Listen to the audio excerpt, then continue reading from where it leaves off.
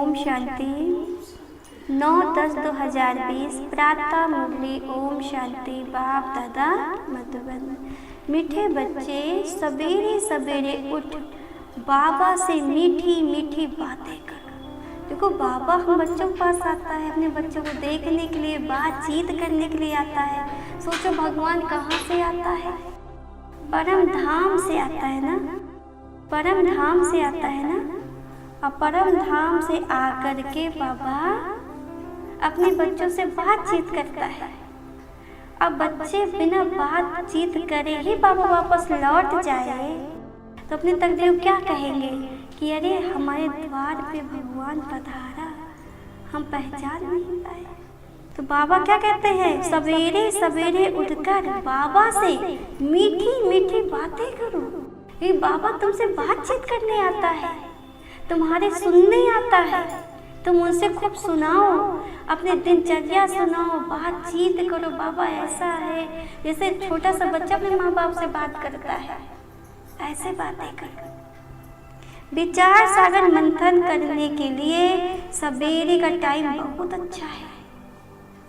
बाबा कहते हैं सवेरे का टाइम बहुत अच्छा है क्योंकि पूरा वायुमंडल शुद्ध होता है, कोई पाप कर्म नहीं होता। 4 बजे सब भगवान का नाम लेते हैं, भक्त लोग भी नाम लेते हैं, है ना। तो बाबा क्या कहते हैं? माया भी सोई रहती है, माया भी अपना काम नहीं कर पाती 4 बजे। इसलिए बाबा कहते हैं बच्चे तुम उठ करके बाबा से योग करो। बाबा ने कहा विचार सागर मंथन करने के लिए सवेरे का टाइम बहुत अच्छा है। प्रश्न है, भक्त भी भगवान को सर्वशक्तिमान कहते हैं ना, कि भगवान सर्वशक्तिमान है और तुम बच्चे भी, लेकिन दोनों में अंतर क्या है? भक्त में और तुम में, दोनों में अंतर क्या है? उत्तर है वो कहते भगवान तो जो चाहे वो कर सकता है, सब कुछ उसके हाथ में है। लेकिन तुम जानते हो बाबा ने कहा है मैं भी रामा के बंधन में बंधा हुआ हूँ। रामा सर्वशक्तिमान है। बाप और सर्वशक्तिमान इसलिए कहा जाता क्योंकि उनके पास स्वर्ग को सद्गति देने की शक्ति है। ऐसा राज स्थापन करता जिसे कभी कोई छीन नहीं सकता। बाबा ऐसा राज स्थापन करते हैं जिसे कोई नहीं छीन पाता है। अच्छा, ओम शांति। मीठे मीठे सिकलंदे बच्चों, प्रतिमा पिता बाप दादा का याद प्यार और गुड मॉर्निंग। रूहानी बाप के रूहानी बच्चों को नमस्ते। हम रूहानी बच्चों की तरफ से रूहानी बाप दादा को याद प्यार, गुड मॉर्निंग और नमस्ते नमस्ते नमस्ते। धारणा के लिए मुख्तार है सवेरे सवेरे उठकर बाबा से मीठी मीठी बातें करनी है। रोज खुशी की खुराक खाते हुए अतिंद्रिय सुख का अनुभव करना है। देखो बाबा क्या कह रहे हैं कि बच्चे सवेरे सवेरे उठकर बाबा से मीठी मीठी बातें करो और रोज खुशी का खुराक खाओ। क्या कहते हैं कि जब कुछ बुरा हो जाता है तो कहते हैं न जाने किसका मुंह देख लिया, जो हमारे साथ इतना बुरा हो गया, है ना। तो लोग कहीं जाते हैं तो अच्छे का मुंह देख के जाना पसंद करते हैं ना। तो बाबा क्या कहते हैं, जब सुबह उठो तो बाबा का मुंह देखो, बाबा को देखो तो पूरा दिन अच्छा जाए। जब सुबह तुम्हारी अच्छी होगी तो पूरा दिन अच्छा जाएगा, और जब सुबह तुम्हारी अच्छी नहीं होगी तो दिन भी अच्छा नहीं होगा। तो बाबा क्या कह रहे हैं कि बाबा से मीठी मीठी बातें करनी है और रोज खुशी का खुराक खाते रहना है, तब तभी अतिंद्रिय सुख का अनुभव होगा। तभी हम अतिंद्रिय सुख का अनुभव कर पाएंगे कि बाबा हमें कितनी खुशियाँ देते हैं, बाबा कितना आनंद देते हैं, कितना ज्ञान देते हैं। जब हम बाबा को रोज योग करेंगे तभी अतिंद्रिय सुख मिलेगा। बाबा कहते हैं दूसरा पॉइंट है, सत्युग की राजधानी स्थापन करने में बाप का पूरा मददगार बनने के लिए पावन बनना है, याद से विकर्म विनाश करने हैं, भोजन भी शुद्धि से बनाना है। हाँ, बाबा क्या कह रहे हैं? भोजन भी कैसे बनाना है? शुद्धि से बनाना है। ऐसे नहीं जैसा बनाया बस वैसे खा लिए। क्या कहते हैं? जैसा खाओगे अन्न वैसा बनेगा मन। आप जितना अच्छा खाना खाओगे बाबा की याद में, उतना ही आपके अंदर संतुष्टि रहेगी, खुशी रहेगी, शांति रहेगी। अगर खाना हमने ठीक नहीं खाई, कोई क्रोधी व्यक्ति बना के दे दिया, पूरा दिन आपको क्रोध आएगा, पूरा दिन आपको अच्छा नहीं लगेगा। अब बनाने वाला अगर इधर उधर की बातें सोच के बना रहा है, आपको उल्टा सुल्टा कह के बना रहा है, तो आपको भी सारा दिन उसी तरह ख्याल आएंगे। तो बाबा कहते हैं खाना भी बहुत शुद्ध होना चाहिए, बाबा की याद में बना हुआ होना चाहिए। वरदान है, स्वस्थिति द्वारा परिस्थितियों पर विजय प्राप्त करने वाले संगम युगी विजय रत्न भव। डिटेल है, परिस्थितियों पर विजय प्राप्त करने का साधन है स्वस्थिति। ये देह ही पर है, स्व नहीं। स्वस्थिति व स्वधर्म सदा सुख का अनुभव कराता है ना। और प्रकृति धर्म अर्थात पर धर्म, ये देह की स्मृति किसी न किसी प्रकार के दुख का अनुभव कराती है ना। तो जो सदा स्वस्थिति में रहता है वो सदा सुख का अनुभव करता है। बाबा ने कह दिया ना, जो अपने देह का सोचता है, संबंध का सोचता है, वो हमेशा दुखी रहता है। तो क्या देखो, अपनी आत्मा को देखो, बाबा को देखो, तो सदा सुखी रहेंगे।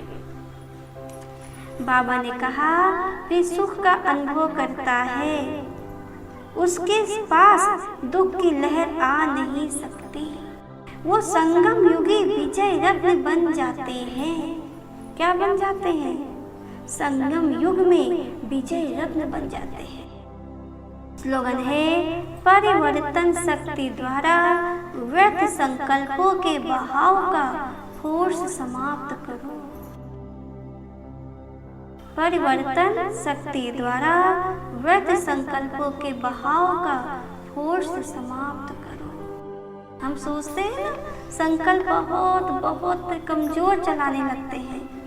सोचते पता नहीं बाबा ये ना हो जाए, पता नहीं बाबा वो ना हो जाए, बाबा कहीं ऐसे ना हो जाए।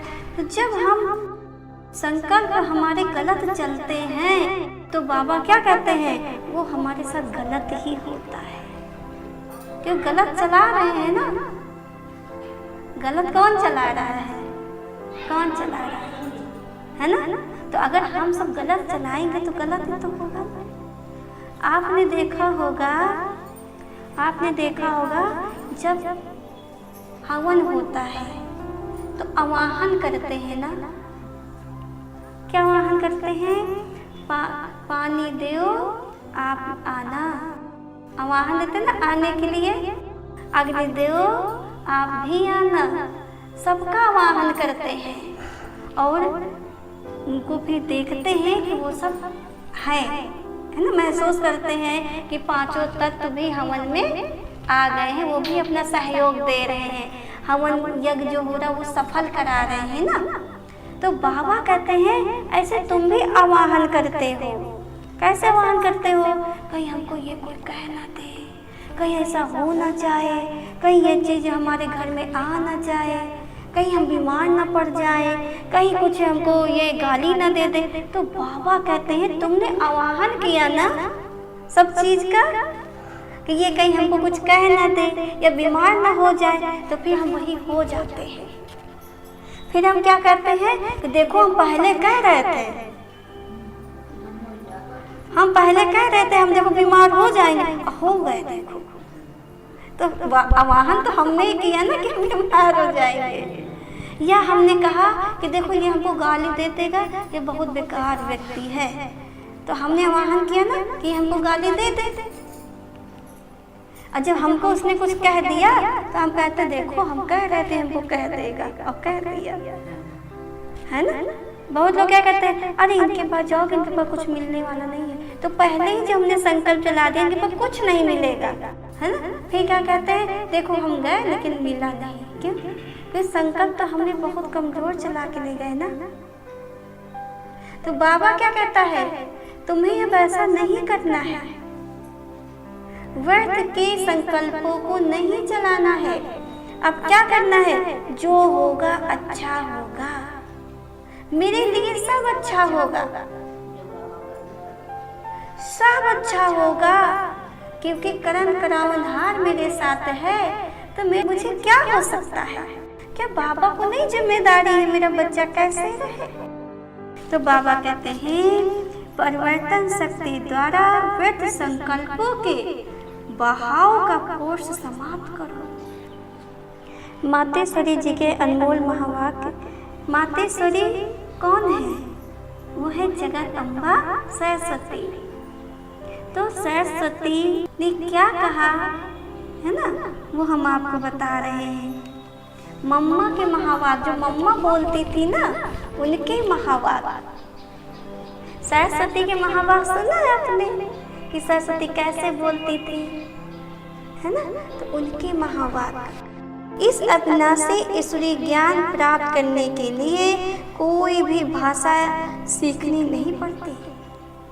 बाबा का ज्ञान लेने के लिए आपको कोई भाषा सीखने की जरूरत नहीं है, न संस्कृत, न इंग्लिश, न उर्दू, कुछ नहीं। ईश्वरीय ज्ञान प्राप्त करने के लिए कोई भी भाषा सीखनी नहीं पड़ती। अपना जो ईश्वरीय ज्ञान है ना, वो बड़ा ही सहज और मीठा है। इससे जन्म जन्मांतर के लिए कमाई जमा होती है। यह ज्ञान इतना सहज है जो कोई भी महान आत्मा, अहिल्या जैसी पत्थर बुद्धि, कोई भी धर्म वाला बालक से लेकर वृद्ध तक कोई भी प्राप्त कर सकता है। इतना सहज है, चाहे बच्चा चाहे बूढ़ा, है ना, सभी ले सकते हैं। चाहे जितना कोई अहिल्या जैसी पत्थर बुद्धि वाली हो, अगर वो भी बाबा ज्ञान ले लेना तो उसका भी कल्याण हो जाए। बाबा कहते हैं देखो, इतना सहज होते भी दुनिया वाले इस ज्ञान को बहुत भारी समझते हैं। बाबा ज्ञान कितना सहज है, फिर भी दुनिया वाले कितना भारी समझते हैं। कोई समझते हैं जब हम बहुत वेद शास्त्र उपनिषद पढ़कर बड़े बड़े विद्वान बने, उसके लिए फिर भाषा सीखनी पड़े, बहुत हठ योग करें तब ही प्राप्ति हो सकेगी। लेकिन ये तो हम अपने अनुभव से जान चुके हैं ना कि ये ज्ञान बड़ा ही सहज और सरल है। बाबा ज्ञान कितना सहज और कितना सरल है। बाबा ने कहा क्योंकि स्वयं परमात्मा पढ़ा रहा है, इसमें न कोई हठ योग, न जप तप, न शास्त्रवादी, न पंडित बनना है, न कोई इसके लिए संस्कृत भाषा सीखने की जरूरत है। बाबा ने कहा न संस्कृत ही सीखने की जरूरत है, यह तो नेचुरल आत्मा को अपने परमपिता परमात्मा के साथ योग लगाना है। भले कोई इस ज्ञान को ना भी धारण कर सके तो भी सिर्फ योग से भी बहुत फायदा होगा।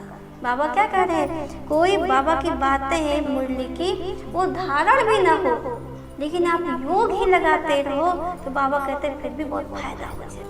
सुबह उठ के करना है योग, लेकिन दिन में बाबा की याद में सारा काम करना। तो बाबा कहते हैं फिर भी बहुत फायदा होगा, इससे एक तो पवित्र बनेंगे, योग से क्या होगा, एक तो पवित्र बनेंगे, दूसरा फिर कर्म बंधन भस्मीभूत होते हैं ना, कर्म बंधन में एकदम भस्म है, माना बंधे हुए हैं, तो दूसरा क्या होगा, कर्म बंधन भस्म हो जाएंगे, छूट जाएंगे और कर्मातीत बनते हैं। इतनी ताकत है इस सर्वशक्तिवान परमात्मा की याद में। भल वो अपने साकार ब्रह्मा तन द्वारा हमें योग सिखला रहे हैं। बाबा कैसे योग सिखला रहे हैं, ब्रह्मा के तन द्वारा, परंतु याद फिर भी डायरेक्ट उस ज्योति स्वरूप से परमात्मा को करना है ना, उस याद से ही कर्म बंधन की मैल उतरेगी। जब बाबा को याद करेंगे ना, तब कर्म बंधन की जो मैल चढ़ी है तभी उतरेगी। क्या कहते हैं, जन्म जन्म की मैली चादर कैसे दाग छुड़ाऊं, हे पावन परमेश्वर मेरे, कि हे भगवान ये चादर हमारी जन्म जन्म से मैली है, कैसे ये दाग छुड़ाऊं। तो बाबा दाग छुड़ाने का रास्ता बता रहा है ना, कि बच्चे मुझे याद करो तो तुम्हारी ये आत्मा का दाग छूट जाएगा। अच्छा, ओम शांति।